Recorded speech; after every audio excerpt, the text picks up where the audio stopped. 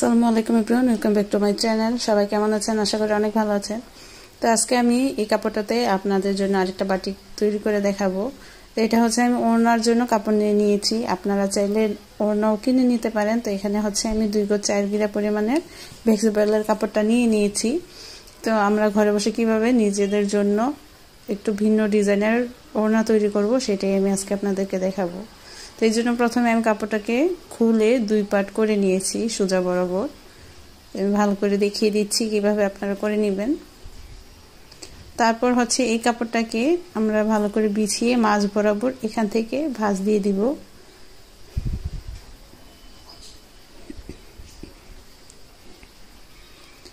ভাঁজ দিয়ে সবগুলা কাপড়ের সাইড আমরা হাত দিয়ে ধরে হচ্ছে সমান করে নিব।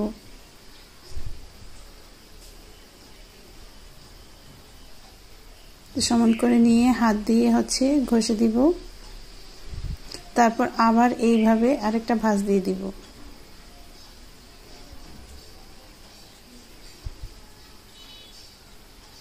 তো আমার ভাঁজ দেওয়া কিন্তু হয়ে গিয়েছে এইভাবে। এখন আমি আবার আরেকটা ভাঁজ দিব। কাপড়টাকে সোজা বরাবর করে হচ্ছে আমি এইভাবে করে এই পাশে একবার অপর পাশে আরেকবার করে ভাঁজটা দিয়ে দিব।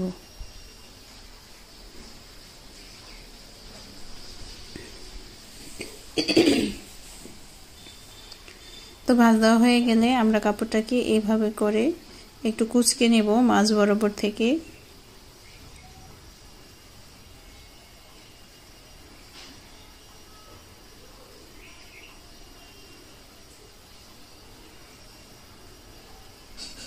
কুচকি নিয়ে হচ্ছে মাঝখানে একদম মাঝ বরাবর আমরা রাবারের সাহায্যে বা কস্টেপের সাহায্যে যেটা দিয়ে যার বাঁধতে সুবিধা হয়, এখানে কস্টেপটা ইউজ করলেই ভালো হয়।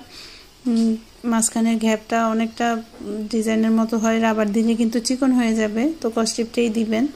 কস্টেপ দিয়ে হচ্ছে আমি কাপড়টাকে খুব শক্ত করে ভালোভাবে পেঁচিয়ে দিব মাঝখানটাতে। তো মাঝখানটাতে এভাবে দেওয়ার কারণে আমাদের জায়গাটাতে রং যাবে না। তো মাঝখানে আমাদের কাপড়ের কালারটা সেমই থাকবে।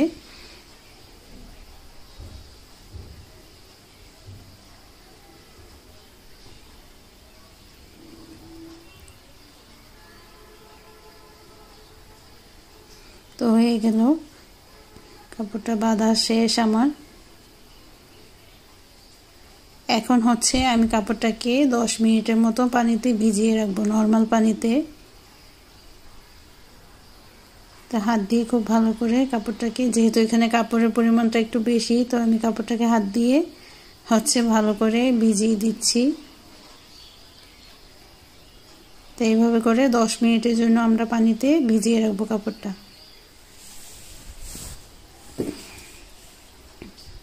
তো আমার 10 মিনিট হয়ে গিয়েছে। এখন আমি কাপড়টা পানি থেকে উঠিয়ে হচ্ছে পানিটা এভাবে ঝরে দিব। তারপর হচ্ছে আমরা কাপড়টাতে রং করে নিব। তো আমি কাপড়টা রঙের মাঝে দিয়ে দিলাম।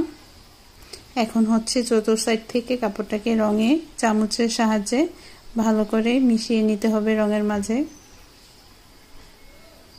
উল্টে পাল্টিয়ে খুব ভালো করে কিন্তু কাপড়টা রঙের মাঝে ভিজিয়ে রাখতে হবে 10 মিনিটের জন্য।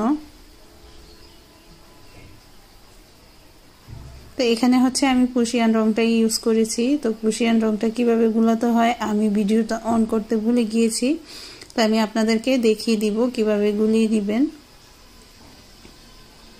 তো এখানে হচ্ছে আমি পানি নিয়ে নিয়েছি পরিমাণ মতো, আমার যতটুকু পানি দরকার হবে।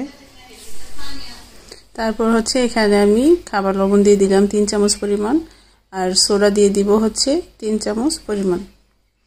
এখন এখানে আমি ম্যাজেন্টা কালারের রংটা মিশিয়ে নিলাম।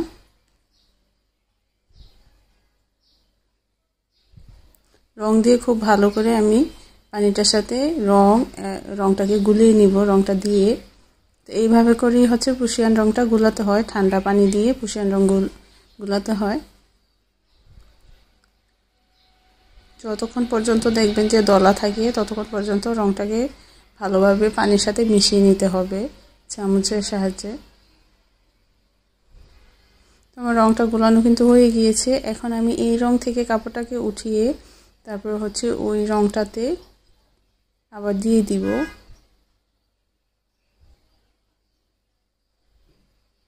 তো আমি কাপড়টাকে হাত দিয়ে একটু ভালো করে, যেহেতু এখানে আমার অনেকটা কাপড়, তো হাত দিয়ে একটু ভালো করে রঙের মাঝে চুবিয়ে দিচ্ছি যেন রঙটা ভালোভাবে ভিতরে সব জায়গায় রঙটা যায়।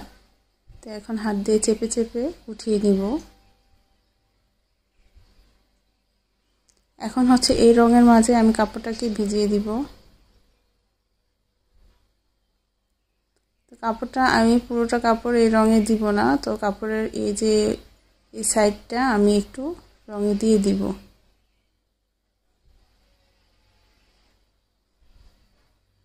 এভাবে করে দিয়ে তারপর হচ্ছে অপর সাইডটাও আমি এভাবে দিয়ে দিব।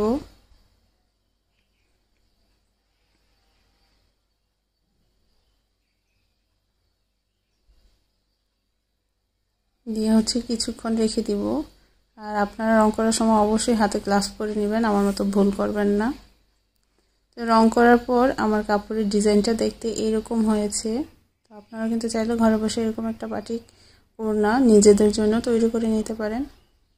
তো আমার ভিডিওটি কেমন লেগেছে কমেন্টস করে জানাতে ভুলবেন না। সবাই ভালো থাকবেন, সুস্থ থাকবেন। আল্লাহ হাফেজ সবাইকে।